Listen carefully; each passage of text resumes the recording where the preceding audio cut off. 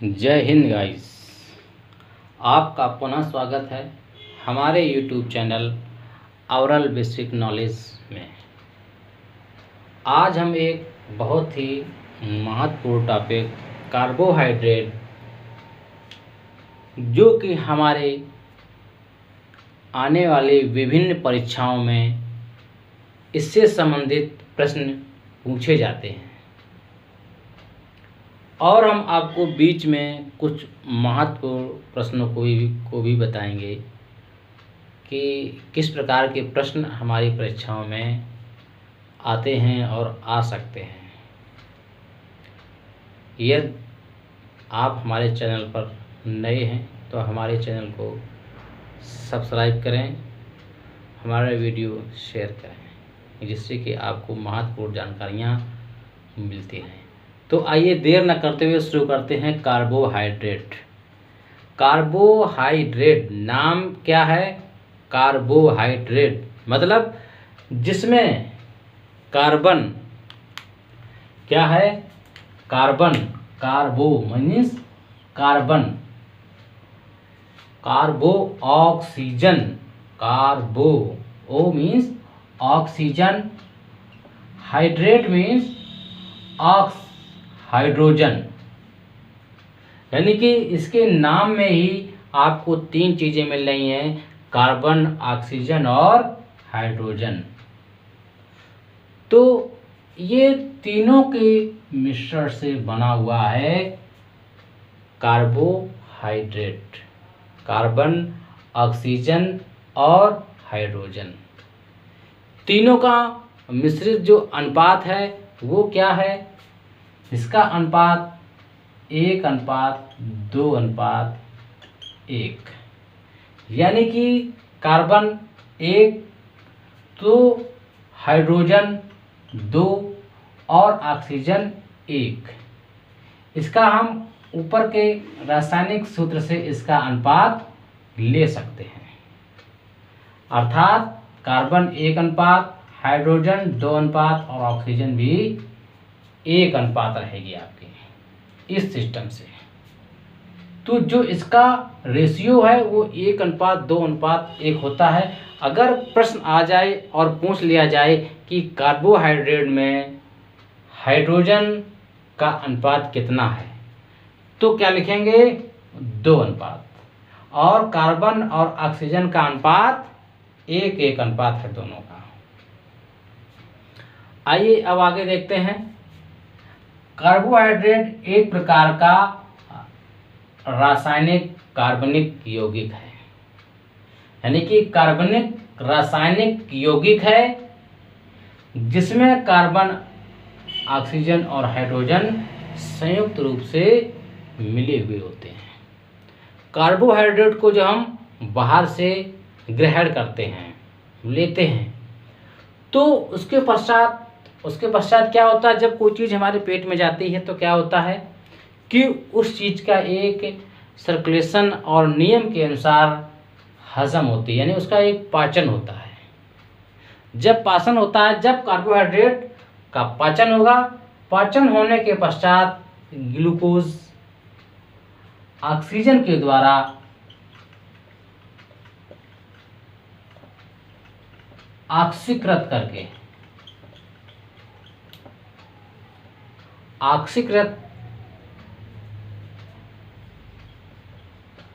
जो करने के बाद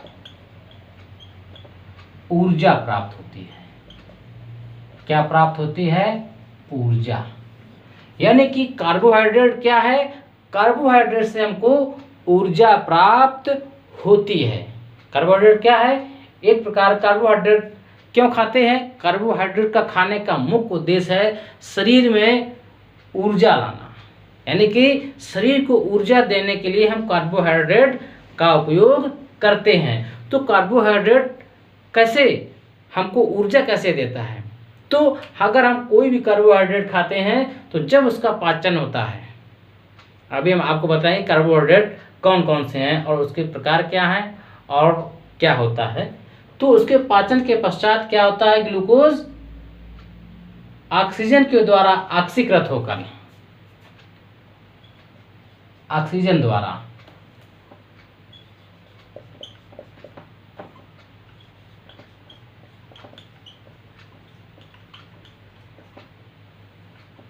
ऑक्सीकृत होकर, यानी जब ऑक्सीजन के द्वारा ऑक्सीकृत होगा आपका ग्लूकोज, उसके बाद हमारे शरीर को ऊर्जा प्राप्त हो। इसमें तो प्रश्न आ सकता है हमारे शरीर को कार्बोहाइड्रेट से ऊर्जा कैसे प्राप्त होती है, तो हम इसको उसमें आपको जो है जो आएगा विकल्प, उसमें विकल्प आ सकता है ऑक्सीजन द्वारा ऑक्सीकृत होकर, या केवल ऑक्सीकृत होकर, या यहाँ से लेकर के यहाँ तक आपका विकल्प मिल सकता है।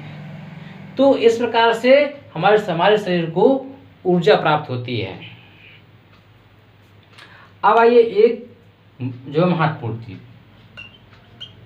1 ग्राम कार्बोहाइड्रेट से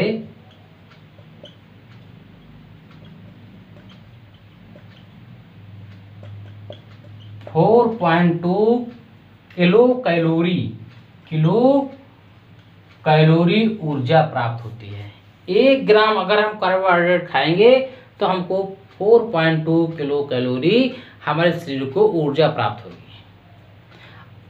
अब आपको लगता होगा ये बहुत ज़्यादा ऊर्जा है, लेकिन एक पूर्व जो आपका वयस्क व्यक्ति है उस व्यक्ति के लिए एक पूरे दिन में 2000 से लेकर के 2800 किलो कैलोरी ऊर्जा चाहिए।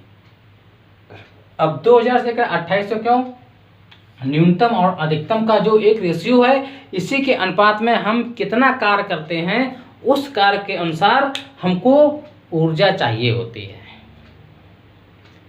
तो ये आपका हो गया कि 1 ग्राम में कितनी ऊर्जा होती है। ये भी कई कि प्रश्न आ जाता है कि 1 ग्राम कार्बोहाइड्रेट में कितनी ऊर्जा होती है, तो 4.2 किलो कैलोरी। इसको आप जो है किसी भी जो यूनिट में परिवर्तित कर सकते हैं। आइए अब देखते हैं कार्बोहाइड्रेट के स्रोत क्या हैं। तो हमें क्या क्या चीज़ें खाना चाहिए। हम आम जो भी कुछ खाते हैं उसमें जैसे अनाज हम खाते हैं, फल हम खाते हैं, ड्राई फ्रूट भी खाते हैं, दूध भी पीते हैं, तो इस प्रकार के सभी खाद्य पदार्थों में हमको ऊर्जा प्राप्त होती है। आइए एक और महत्वपूर्ण प्रश्न इसमें हम जो है देख लेते हैं, ईंधन पदार्थ।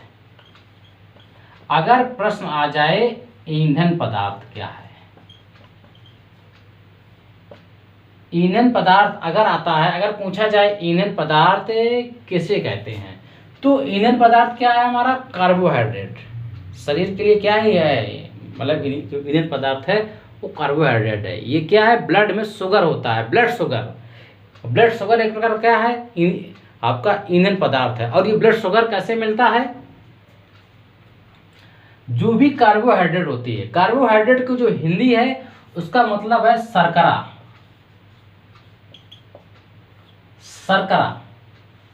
शर्करा मतलब सभी मीठे पदार्थों में कार्बोहाइड्रेट होता है। तो ये शर्करा यानी कि एक यदि निश्चित मात्रा में हमारे ब्लड में शुगर है तो वो ब्लड शुगर हमारे लिए ईंधन का काम करता है। यदि कम ज़्यादा होता है तो अभी हम आपको बताएंगे कि कम और अधिक होने पर क्या होता है। तो आइए अब देखते हैं कार्बोहाइड्रेट के प्रकार। कार्बोहाइड्रेट कितने प्रकार का होता है। सबसे पहले तो होता है क्या, मोनोसैकराइड, यानी कि एक अणु, सैकराइड का एक अणु इसमें होता है और ये क्या होता है, मोनोसैकराइड। मोनोसैकराइड क्या होता है आपका, ग्लूकोज। ये ग्लूकोज क्या है आपका, मोनोसैकराइड है। फ्रक्टोज क्या है, मोनोसैकराइड है। डाइसैकराइड, मोनोसैकराइड के दो अणु मिलकर के डाइसैकेराइड का निर्माण करते हैं।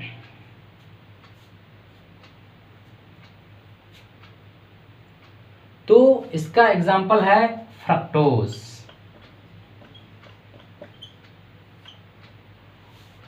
अब आइए पॉलीसैकेराइड।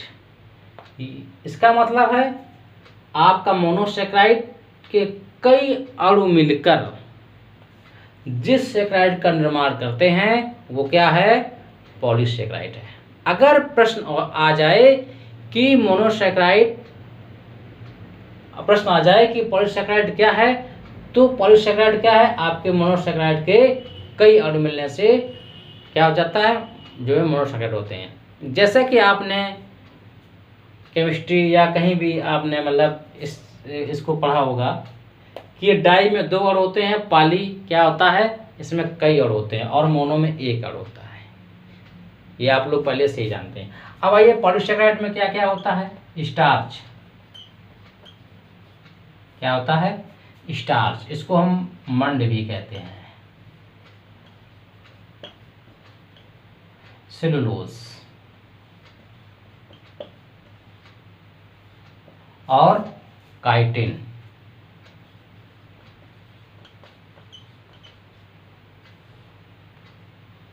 ये हमारे पॉलीसैकेराइड में आते हैं। तो यहाँ पर एक सबसे महत्वपूर्ण ध्यान देने योग्य ये है कि यदि हम कोई भी सैकेराइड खाते हैं, कोई भी सैकेराइड, उसका अंतिम रूप क्या होता है, उसका अंतिम रूप आपका होता है ग्लूकोज। अंतिम रूप क्या होता है, जो है ग्लूकोज होता है। मान लीजिए आपने फ्रक्टोज खाया, स्टार्च खाया, ये खाने के बाद ये यहाँ से टूटते टूटते मतलब अंदर जो आपके जो भी क्रिया होगी वो सीधे सीधे आके कहाँ जाएगी, इसमें जाएगी, ठीक है, ग्लूकोज में। और ग्लूकोज बनने के बाद जब इसका पाचन होगा तब इससे ऊर्जा शरीर को प्राप्त होगी। तो ये एक सबसे महत्वपूर्ण तथ्य था जिसके बारे में हमने बताया। तो इसमें क्या आता है, ग्लूकोज। ये फ्रक्टोज में क्या आता है, फ्रक्टोज में आपके आते हैं फल। सभी फल आपके फ्रक्टोज में आते हैं, फल। और क्या होगा, शहद। क्यों, क्योंकि मधुमक्खियां जो शहद बनाती हैं वो कैसे बनाती हैं, फूलों से। तो उसमें शहद में फ्रक्टोज होता है। ये सुक्रोज है। एक मिनट, यहाँ पर गलत हो गया, सुक्रोज। तो फ्रक्टोज में क्या होगा, फल और शहद। डाइसैकेराइड में जो सुक्रोज है, सुक्रोज किसमें पाया जाता है, गन्ना। और गन्ना से क्या बनता है, चीनी। चीनी। अब आइए एक महत्वपूर्ण चीज, स्टार्च। इसमें एक आपको प्रश्न मिल सकता है, स्टार्च क्या होता है। स्टार्च एक प्रकार का हम कह सकते हैं क्या होता है, चोकर। चोकर क्या है, स्टार्च है। अच्छा ये बताइए, क्या चोकर हम लोग खाते हैं, नहीं। अधिकतर चोकर जानवर खाते हैं। अब जो हमारा कैप्सूल होता है, जो कैप्सूल के ऊपर के जो परत रहती है, ऊपर का वो रहता है कवर, वो कवर काहे का बना होता है, स्टार्च का। तभी तो हम उसको कैप्सूल को खा जाते हैं पूरा, और वो कैप्सूल हजम हो जाता है। स्टार्च को कुछ हद तक हम लोग हजम कर सकते हैं, कुछ हद तक, बहुत ज़्यादा मात्रा में नहीं, कम मात्रा में। परंतु चोकर, अब इसका क्या होता है, कैप्सूल का कवर।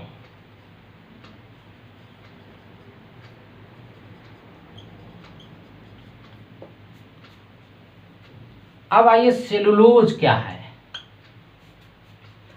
सेलुलोज पेड़ों में पाया जाता है, अधिकतर पेड़ पौधों में। जो पेड़ पौधों के ऊपर की छाल होती है आपने देखा होगा, उसमें सेलुलोज, वो सेलुलोज की ही बनी होती है, वो सेलुलोज की ही बनी होती है। आपने देखा होगा अधिकतर जानवर उसको खाते हैं, सेलुलोज को। बहुत सारे जानवर, हाथी है या इस प्रकार के कई जानवर होते हैं जो उसकी, आपने जंगल में देखा हो कि उसके छील के खा जाते हैं। ऐसे ऐसे जानवर होते हैं, क्योंकि इसमें बहुत ही अधिक कार्बोहाइड्रेट होता है, इसको मनुष्य हजम नहीं कर सकता है, तो इसको जानवर खाते हैं। क्योंकि जानवरों को अधिक ऊर्जा चाहिए होती है, क्योंकि वो पूरे दिन जो है कार्य करते हैं, इसलिए उनको क्या आवश्यकता होती है, सेलुलोज की। तो सेलुलोज क्या है, पादप। सेलुलोज से क्या क्या बनता है, सेलुलोज से कुछ बनता है, कागज। कागज काहे से बनता है, पेड़ों से, पेड़ों की छाल से। तो सेलुलोज से कागज बनता है। और क्या बनता है, हमारा कपड़ा सेलुलोज से बनता है। हमारा नोट भी सेलुलोज से बनता है। नोट मतलब रुपया, कागज वाला, वो भी एक प्रकार का सेलुलोज है। यानी कि जो भी पेड़ पौधों के ऊपरी छाल से निर्मित होता है वो एक प्रकार का सेलुलोज है। आपने देखा कि कागज और कपड़ा जानवर खा लेते हैं और खाने के बाद उसको हजम भी कर लेते हैं, कारण वो सेलुलोज है। सेलुलोज को जानवर हजम कर सकता है। काइटिन क्या होता है, काइटिन आपने देखा होगा कॉकरोच होता है, जो कॉकरोच के जो ऊपर की परत होती है उसमें चिकनी चिकनी, या उसके जो पंखे होते हैं वो काहे के होते हैं, काइटिन के। आपने देखा होगा जो मछली होती है,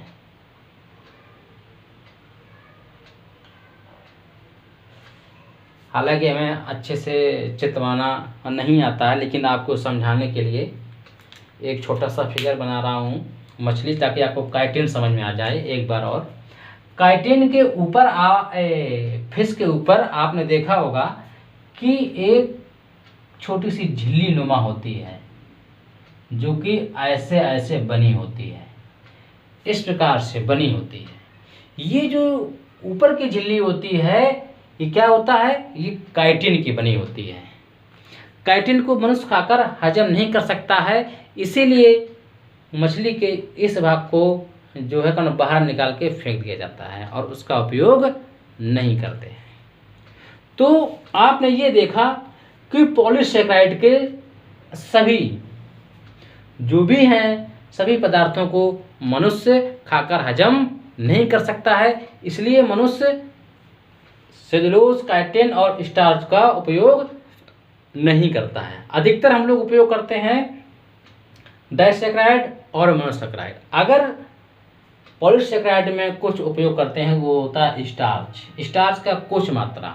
हाँ, अगर हम इसको खाते भी हैं तो खाने के बाद ये हमको बहुत देर में हजम होता है, इतनी आसानी से हजम नहीं होता है, तो इसको हजम करने में भी हमको समय लगता है। सुक्रोज है, इसको भी हजम करने में टाइम लगता है, क्योंकि अंत में हमारा क्या बनेगा, आपका बनता है ग्लूकोज।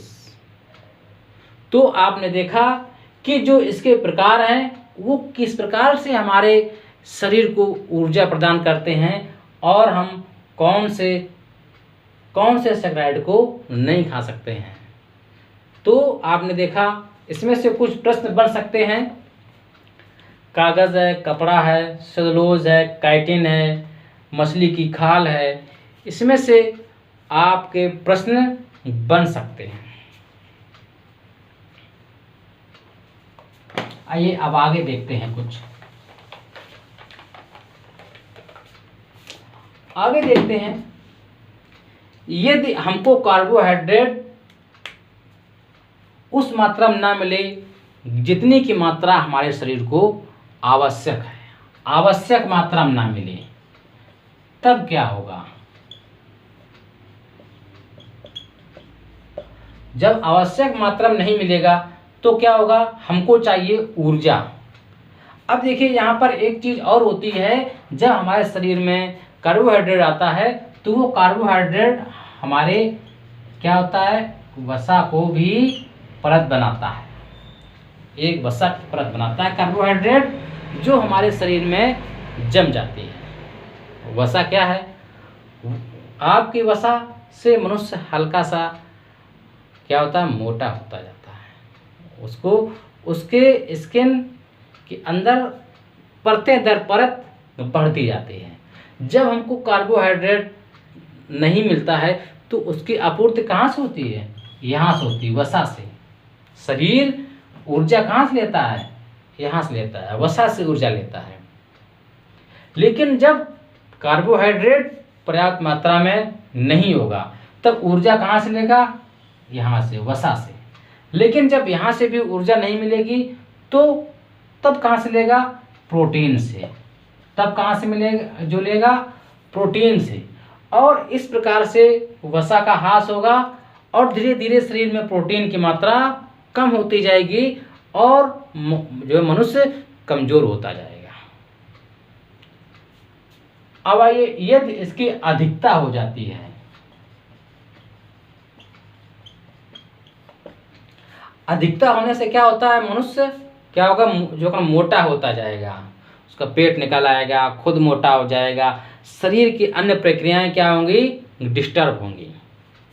तो क्या होगा, आपकी वसा अधिक हो जाएगी। वसा जब अधिक हो जाएगी और काम कम करेगा तो शरीर में क्या आ जाएगा, मोटापा आ जाएगा। एक समय ये आएगा कि वो इतना ज़्यादा हो जाएगा कि शरीर में डिस्टरबेंस पैदा हो जाएगा, यानी कि जो शुगर है, ब्लड शुगर है, उसकी मात्रा बढ़ जाएगी, ब्लड में शुगर की मात्रा बढ़ जाएगी, क्योंकि पूर्णतया इसको हजम नहीं कर पाता है और एक ऐसी स्थिति आती है कि हमारे ब्लड में शुगर की मात्रा बढ़ जाती है और डायबिटीज जैसी समस्याएं उत्पन्न होने लगती हैं। इसलिए हमें कार्बोहाइड्रेट को कंट्रोल रखना चाहिए। एक चीज़ और यहाँ पर आपको बता दें, सिंपल कार्बोहाइड्रेट और कॉम्प्लेक्स कार्बोहाइड्रेट। सिंपल कार्बोहाइड्रेट, तो जो सिंपल कार्बोहाइड्रेट होते हैं वो शरीर को सीधे इफेक्ट पहुंचाते हैं। यानी कि हमको सिंपल कार्बोहाइड्रेट जब भी खाएंगे तो उस सिंपल कार्बोहाइड्रेट में एकदम से हमारे शरीर का जो आपका लेवल है शुगर का, वो एकदम से बढ़ेगा और उसको कम करना आसान नहीं होता। इसलिए हमको कॉम्प्लेक्स कार्बोहाइड्रेट खाना चाहिए। इससे क्या है कि ये धीरे धीरे हजम होते हैं और धीरे धीरे हमारे शरीर में ऊर्जा देते हैं। अब सिंपल में क्या था, जैसे कि चीनी आपने खा ली, चीनी खा ली, मिठाई खा ली, इस तरीके की जो भी चीज़ खाएंगे आप, जो भी वस्तुएं खाएंगे, मतलब जो भी खाद्य पदार्थ खाएंगे, वो सिंपल में आते हैं, जो कि आपने डायरेक्ट ले ली। चीनी से बनी हुई जो भी खाद्य पदार्थ है वो क्या होगा, आपका सिंपल, और उससे एकदम से आपका शुगर लेवल जो है बढ़ता है, एकदम से उसमें आता है। जबकि जो कॉम्प्लेक्स, जैसे फलों में जो मिठाई होती है, फलों में जो होती है मिठास, उसको हम कॉम्प्लेक्स कार्बोहाइड्रेट कहते हैं और वो हमारे शरीर के लिए बहुत ही कम नुकसानदेह होते हैं। दूसरा सबसे, और जब भी आपका इसमें कार्बोहाइड्रेट का जो अंतिम चरण होता है, वो अंतिम चरण होता है क्या, आपका ग्लूकोज, यानी कि ग्लूकोज ही बनेगा तभी ये इसकी ऊर्जा शरीर में प्राप्त होगी। तो इस प्रकार से आपने देखा कि कार्बोहाइड्रेट के विभिन्न रूप, विभिन्न तरीके और किस प्रकार से शरीर को ऊर्जा पहुंचाता है। पूरा वीडियो देखने के लिए आपका तहे दिल से धन्यवाद।